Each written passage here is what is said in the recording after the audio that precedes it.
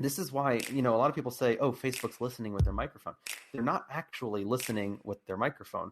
The truth is actually scarier in that they have built a model of you that is so accurate that they know the things that you're going to be thinking about and talking about. Hollywood celebrities generally aren't known for their breadth of intellect or depths of wisdom, which is why the recent star-studded social media boycott to fight back against online hatred. It didn't quite work. It was embarrassing. It was worthless. What? You didn't hear about this? No one could blame you if you missed the big boycott because it's already over. Now, to be fair, social media is full of racial hatred, political misinformation, distortions, and outright lies. So to combat the problem, big celebrities with big names like Leonardo DiCaprio, Kim Kardashian, Ashton Kutcher, Katy Perry, and others, they announced that they would boycott their Instagram accounts for 24 hours. Wow, a whole day. What a sacrifice that must have been for them. Now, of course, these celebs have tens of millions of social media followers, and we can't afford to lose them or lose our endorsements and our influencer money, can we? So let's just check social media and see if all the hate is gone. Darn it, it's all still there.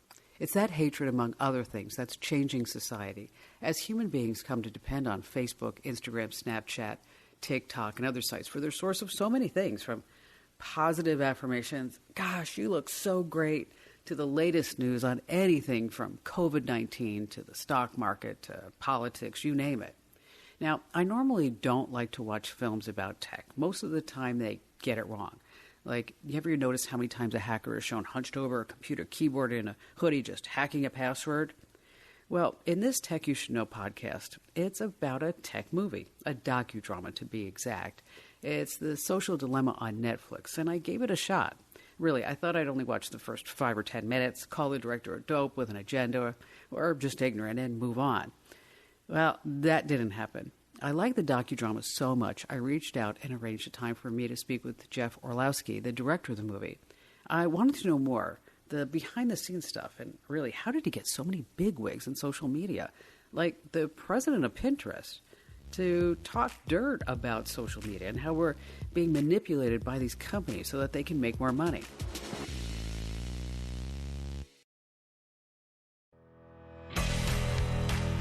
Hey, Jeff, thank you so much for joining us. I have to tell you, I watched The Social Dilemma last night on Netflix with my 19-year-old son.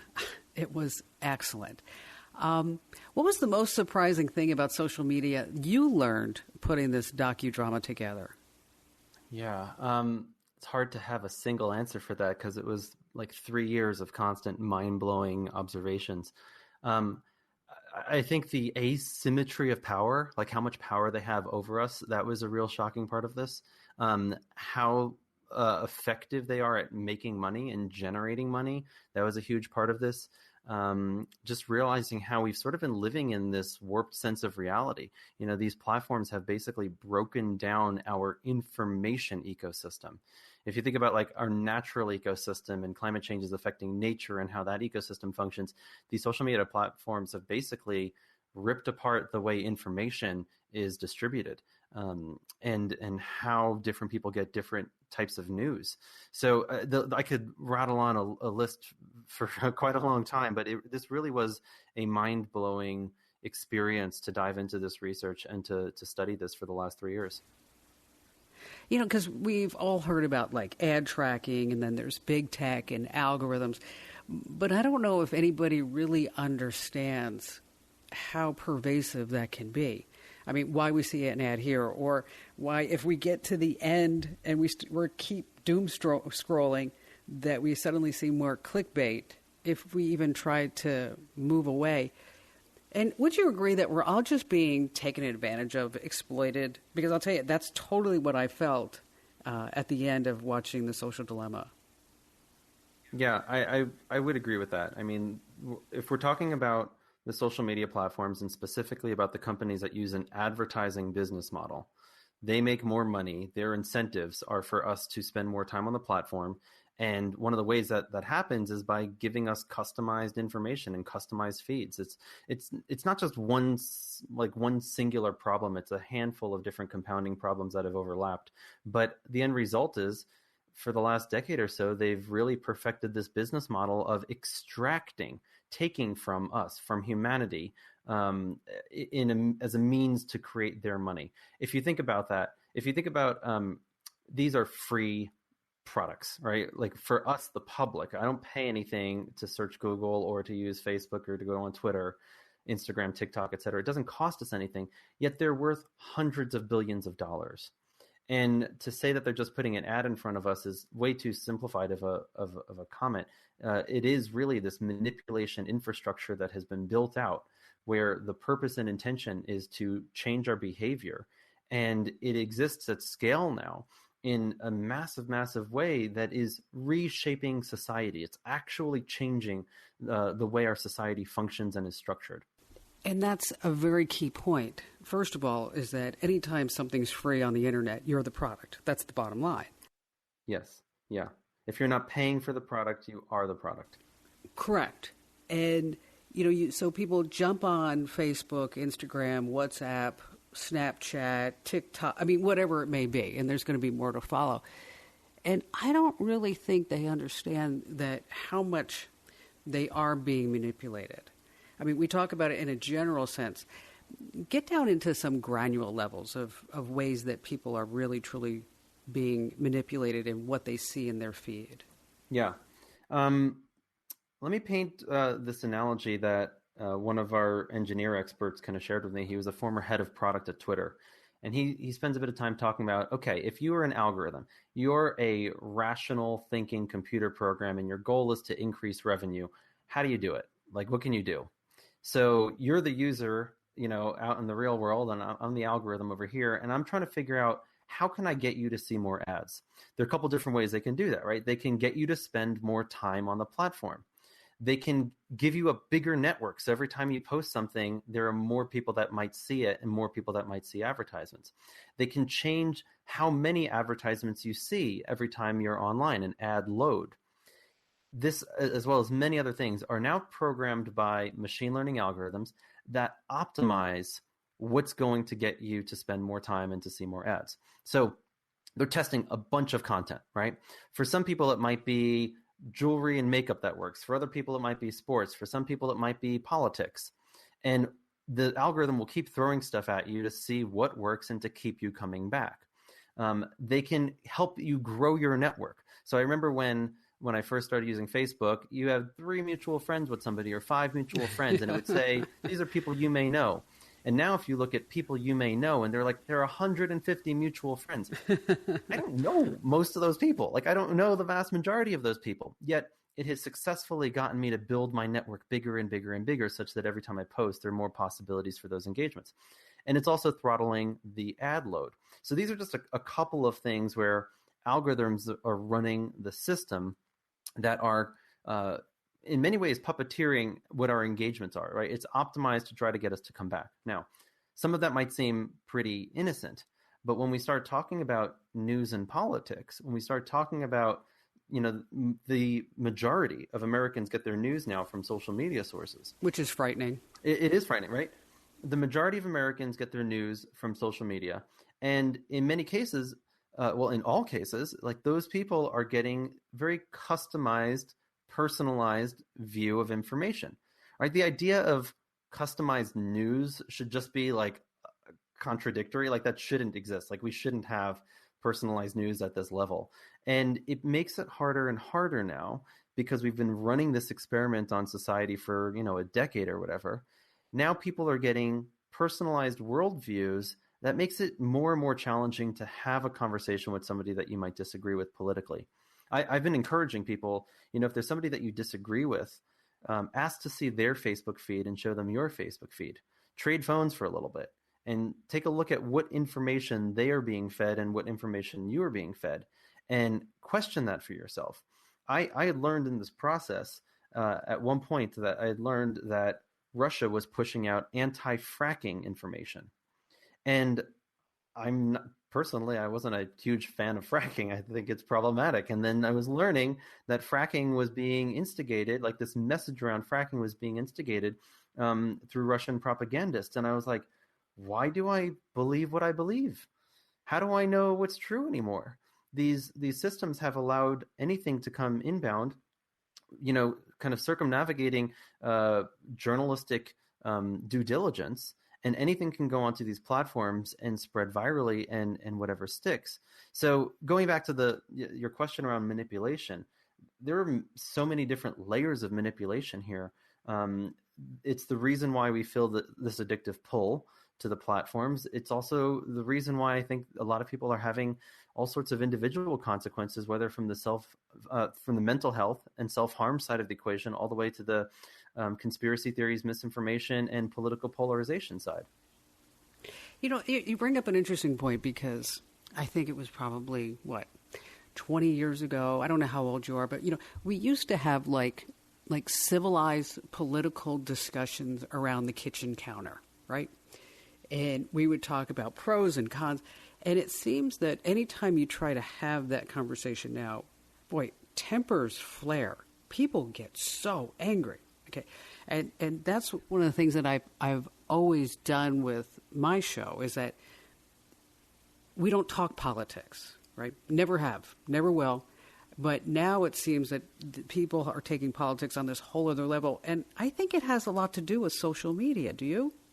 Yeah, I agree. I completely agree. And I agree with you. There was a time, in many of our memories where things weren't so politically riled up between the left and the right. There was a time where people weren't expected to have an opinion on everything. Yes. Right? Like, there are plenty of conversations where it's like, I know nothing about that. I don't know what to say about that subject matter. I can't offer anything constructive. Let's go find an expert. Let's go read a book. Let's go, do some research. But now it feels like everybody has a predetermined opinion about everything in a way that is not really informed by thoughtful research or, deep reading, or listening to professionals who are only thinking about that subject matter. And it almost seems like everybody's an expert on everything because, I read it in a tweet, or, I formulated my opinion on this because I saw something funny. I saw a meme on this, right? And now that's my stance on it. And I don't know, there's a warping of how we're able to have civil conversation that has been one of my biggest concerns. And like you said, this is not a matter of like what politics you believe in. Regardless of what you believe in, there is an opposing opinion that's equally going viral and equally being amplified by another algorithm somewhere out there. And it's almost this is why we worked on this film. It's issue agnostic. It is a foundational underlying technology. It's a system, it's a program that is polarizing our civilization by design. Hey, if you love this digital stuff and you love to be on the cutting edge of what's going on, sign up for Kim's Breaking Tech News. So we've got security alerts, we've got data breaches, and much more digital know-how. It's the free Komando newsletters, and you can get yours, again, free at komando.com, which is Komando. And on the top, click on the Get the Newsletters button, and you got them. Next up, how much data do these websites really have on you? How'd they get it?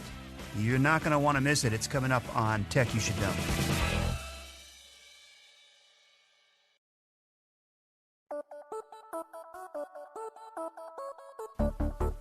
So the tracking, I don't think a lot of people realize, and I'm sure you know this, is that when you are signed into Facebook, okay, and you just leave it signed in, and you go about your business, and you start doing your email, and you're having Zoom calls, or whatever it may be, is that the tracking now continues because you left Facebook open. When you were putting this film together, did you come across any number? Because I'll tell you the number that I saw, but I'm just curious about what number you saw. How many different data points do you think a company like Facebook has on an individual? Yeah.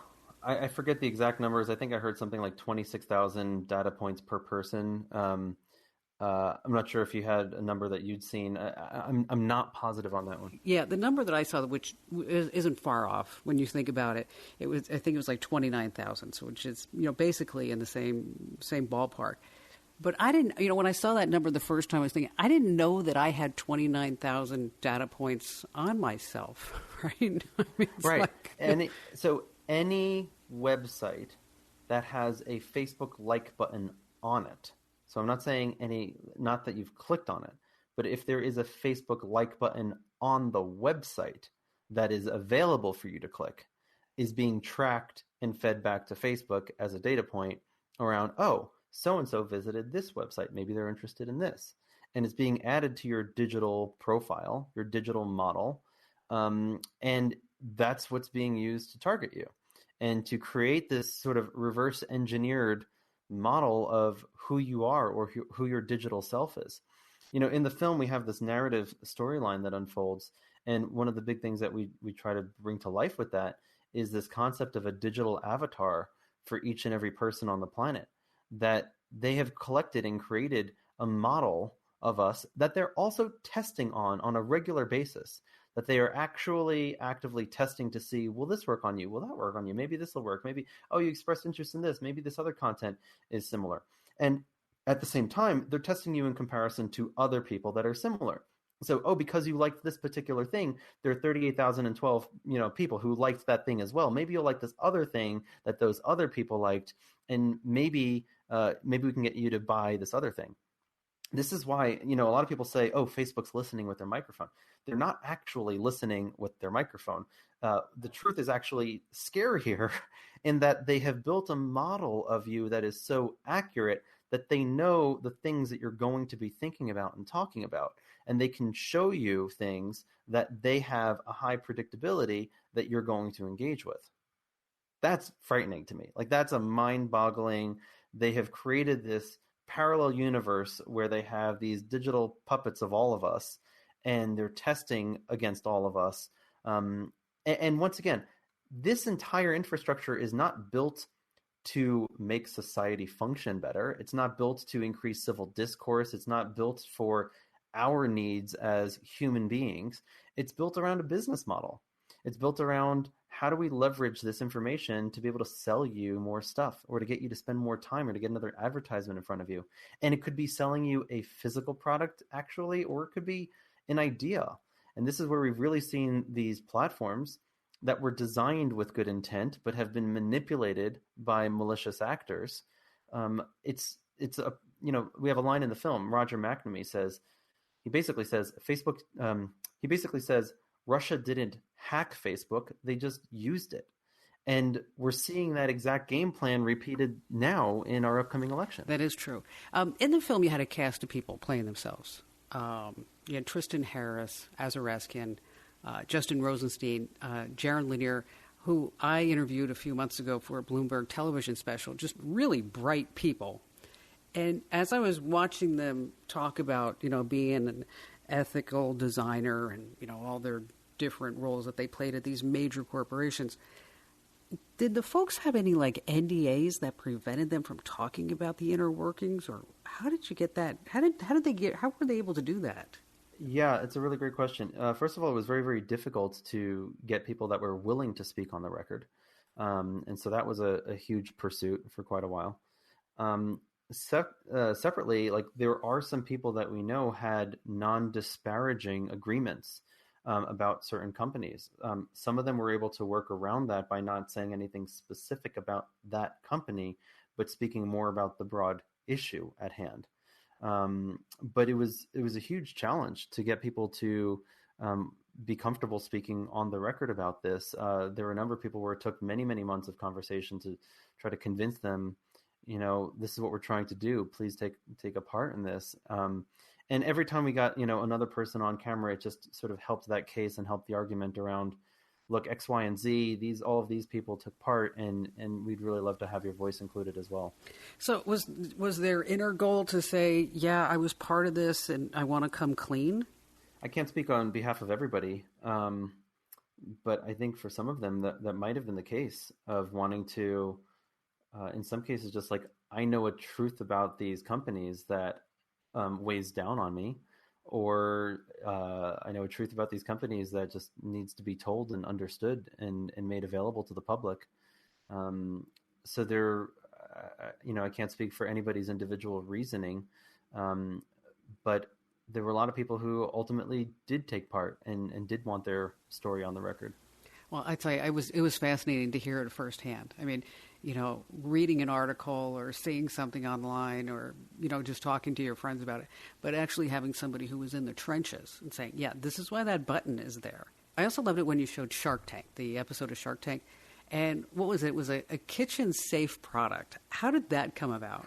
So Tim Kendall, a man who built the business model at Facebook and then went on to go become president at Pinterest.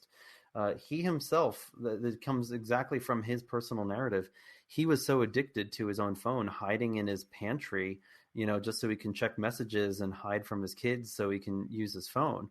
And, he had this realization that this is ridiculous and absurd. And he and his wife were both feeling this pull to their devices. And they literally bought this device for themselves to lock their phone in this kitchen safe just so they can get time with their family. And when Tim told us that story, I was like, oh my goodness, it's crazy. Like, even being somebody who designed the stuff and was an executive there and knew how it worked and knew what was going on, he was still vulnerable. Like, he couldn't get away from it. And that's just like a really powerful testament. This stuff works on everybody, right? If you think, oh, I can outsmart it or what have you, like, it works on all of us. I still, on a daily basis, I've removed basically all social media from my life, and I still feel the pull of the phone and certain apps and certain technologies, certain notifications. And so it's really, really hard to control that. For me, the process of making this film has been one of the biggest mental shifts that I think I ever could have gone through. The awareness of, when am I in my own, like, when is my time revolving around my thoughts, my intentions, my aspirations, versus when am I being pulled into something else and what somebody else wants? I mean, it is so easy. I think we've all fallen victim to a YouTube rabbit hole or a Facebook rabbit hole, or, you go to check one thing and 2 hours go by and you're like, what the hell just happened? Right? We've had that experience and we don't really know why. And we can, it's this, we can think it's this innocent passive thing. Okay, I watched 2 hours of videos on, whatever was working on you. I actually feel like, if you look at somebody's computer and you look at the things on the right-hand side, all the thumbnails of all the suggested videos, it feels like, looking in somebody's closet. It feels like that personal, like you're going through somebody's dirty laundry. It is like a real intimate portrayal of like what's making you tick right now and what you're going back to YouTube for. But yeah, going into somebody's YouTube, recommendations feels like you're looking at their dirty laundry. It's like this really intimate reverse engineering of your brain. And this process has really made me so much more aware of when am I doing something with my own intention? Am I paying for this product? Is it serving me? Am I the customer? Right. So if I'm doing a FaceTime or a Zoom call and I can have a conversation with somebody, that's a really great use of technology. If I get notifications that come in from a social media app that pull me in and suck me in, and I'm like doom scrolling or just, scrolling for hours on end, is that really how I intentionally want to use my time or not? When we were working on the making of this movie, I became so aware when we were doing the writing and the editing, I was very, very aware of when a notification would interrupt my thinking, when it would interrupt my flow, when it would interrupt what I was trying to accomplish.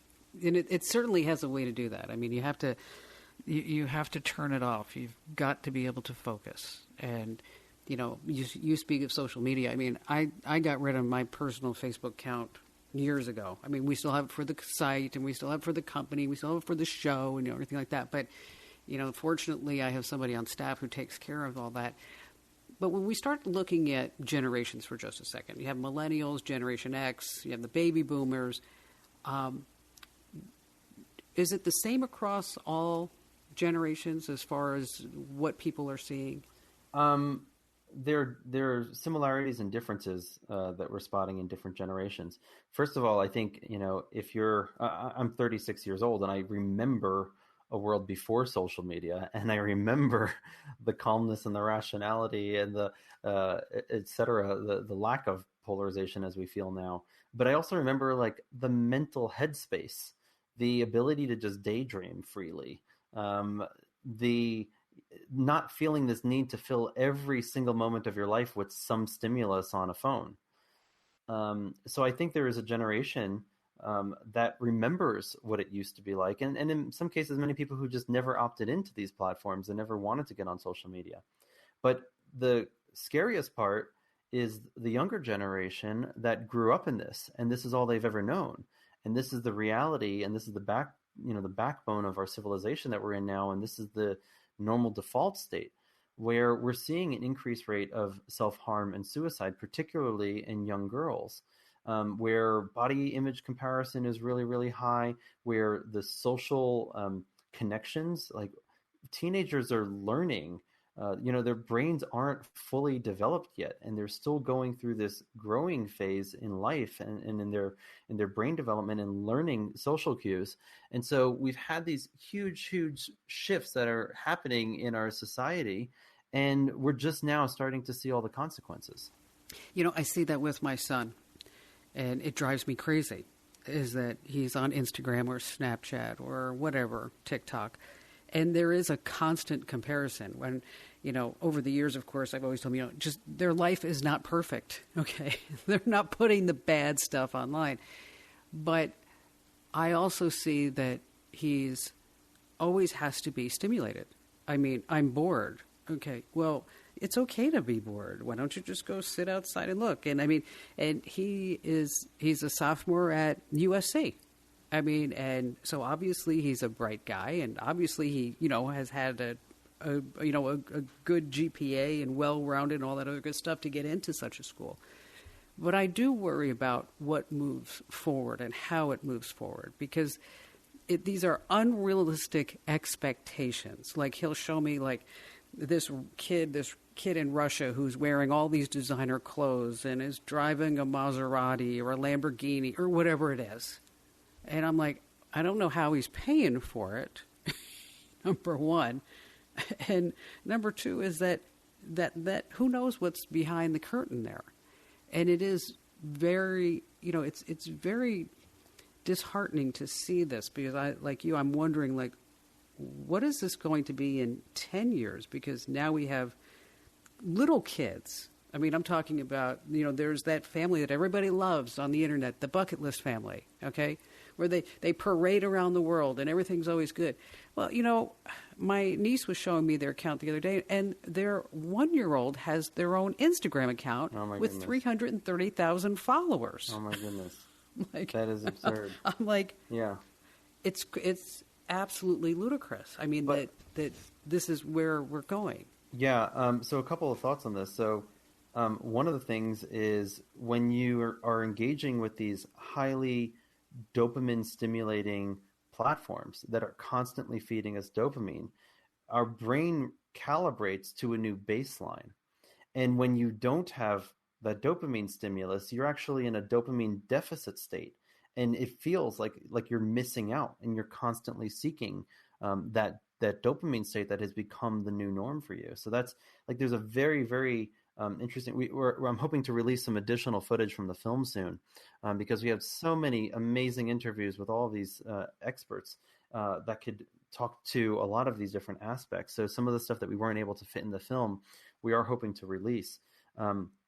But what you just pointed out about, a family that's traveling and just showcasing this amazing life, that was something that actually made me want to stop using social media all the more. I started to realize, okay, I'm a filmmaker, and I went to this film festival, and I'm here at this red carpet event, and I took a selfie with this celebrity, and I posted this photo with the celebrity, and I realized, like, why did I do that? I actively went out of my way to go introduce myself to this person I've never met before, just to take a photograph, just to post it on social media, just because I knew I was going to get a whole bunch of likes, right? Just, this one's going to get a lot of likes. And the comparison that other people then feel when they're looking at my life from the outside and think, oh, wow, look at how amazing, blah, blah, blah. And oh, that festival and that red carpet. And I'm not posting when I'm down and depressed. I'm not posting when I'm feeling lonely or when I'm feeling sad or any of these other things that are a huge part of life. And yet we've created this system that just is it's like everybody showcasing their highlight reels. And that has a huge impact on people that are quote unquote following you. Like literally we've just created this society of followers that are comparing and feeling down about themselves if they like as you were saying about your son. I like that idea. We're only going to show you the highlights reel. We're not going to show you any of the outtakes, any of the bad scenes, anywhere the makeup looked horrible or you just looked at the camera wrong. And that's the difference between a real friendship and a Facebook friendship, right?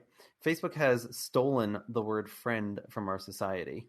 In that the thousands of friends that I have on Facebook, I barely know most of them. And my actual friends, the people that if I'm having a hard day, who am I going to pick up the phone and call and process? And those are the people that see the other stuff. They're the ones who see the dark times. Like those are your friends. How do we help our teenagers go through this kind of reflection and recognize just how warped the system is that they unfortunately are living in right now, right? These platforms were not designed by child psychologists to help improve children and youth through these developmental phases in their life. They were designed by for-profit corporations that have been building tools for capitalism by capitalists that have unintended consequences on civilization. And that's the key point, Jeff, is that it's all about the money. You have to follow the money train. Because at the end of the day, people are programming the algorithms. AI is not doing that yet. And so because people are programming the algorithms because they're trying to optimize the bottom line to figure out even more ways that they can now, big tech even can get more people online. That's why they're putting satellites in the sky and balloons, even balloons, to get internet access in places that there is no way for them to get their footprint at this point. Hey, don't forget, if you've got a good question about something digital, you can get Kim's unbiased advice, and it's advice that you can trust. America's Digital Pro, Kim Komando, on our nationally syndicated radio show. You just go to komando.com and in the upper right-hand corner, click on the Be a Caller button. We're going to ask you your name and for a couple of details about your question. We'll set up a time where you can be on the show, ask your question on the show. It is fun. You can call your friends and let them know that you're going to be on the show. And that's, again, the Be a Caller button in the upper right at komando.com. Still to come, the social dilemma is making waves on Netflix and social media, but what effects might it be having on the home or in the home? Next on Tech You Should Know.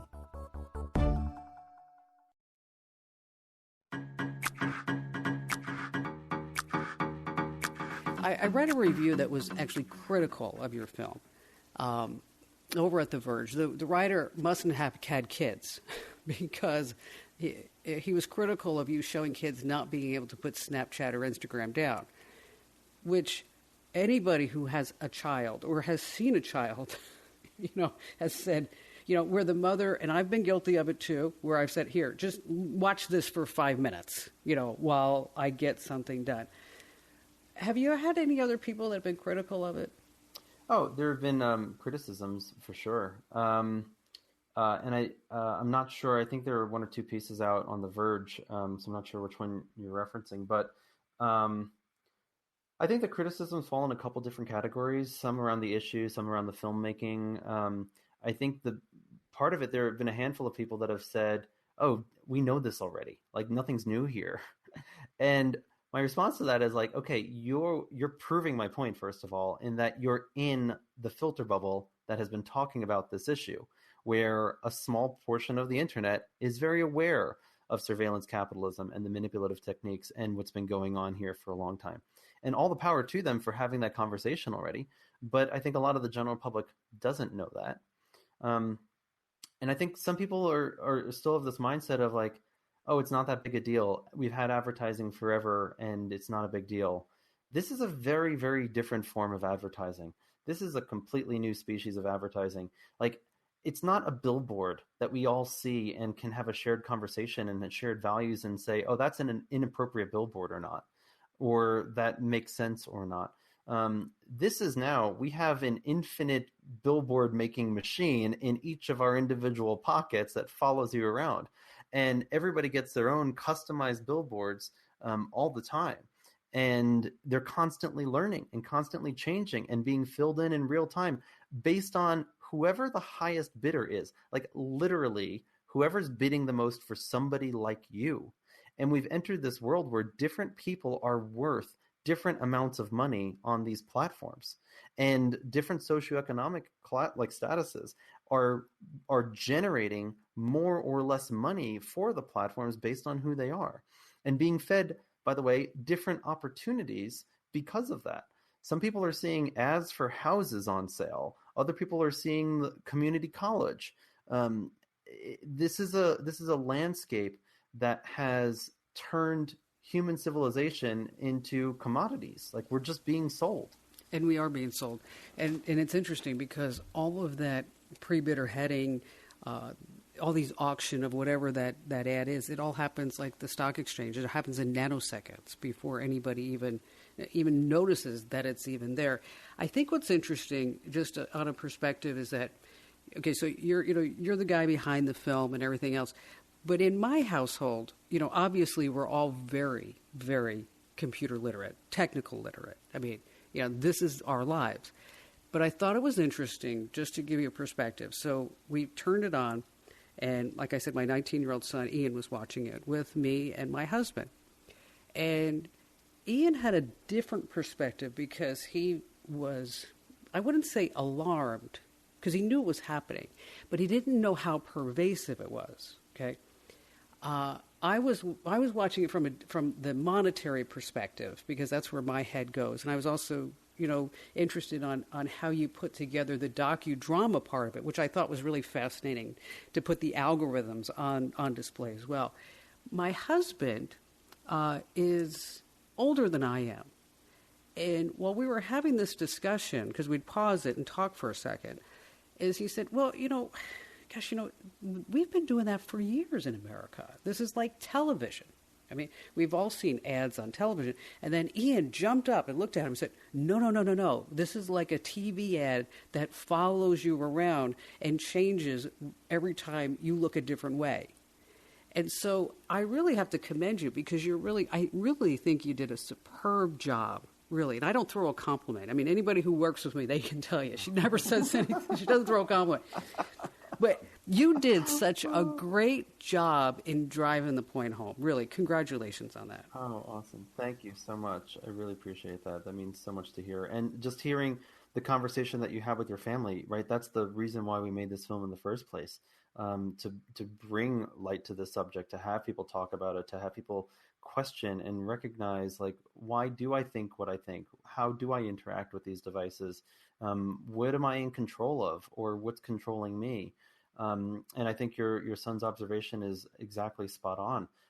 This is not, the advertising model on television is also part of the problem in my mind, but the social media platforms are just far more effective at it because it's customized, because it's individualized, because they have access to you 24/7, basically, right? These devices are attached to us in our pockets all the time.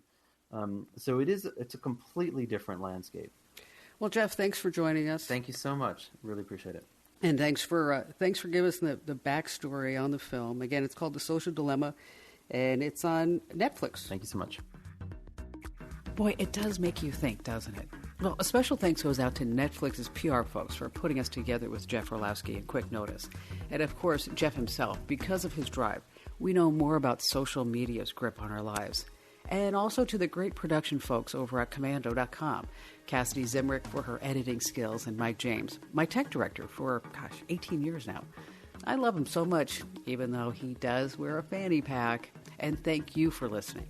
And if you like this podcast, share it out. Especially, I want you to share it on your social media feed. And if you're looking for the 3-hour National Kim Commando show, there's only one place you can get that. It's a paid podcast. You get it over at getkim.com. It's just a few bucks a month, and we give discounts for military vets, seniors, service personnel. And again, you get 30 days free over at getkim.com. Once again, that's getkim.com for our 3-hour podcast with the National Radio Show. And as always, I really appreciate your support of all of our programming and everything that we do, because without you, I don't know what I would be doing. I'm Kim Komando, and thank you again.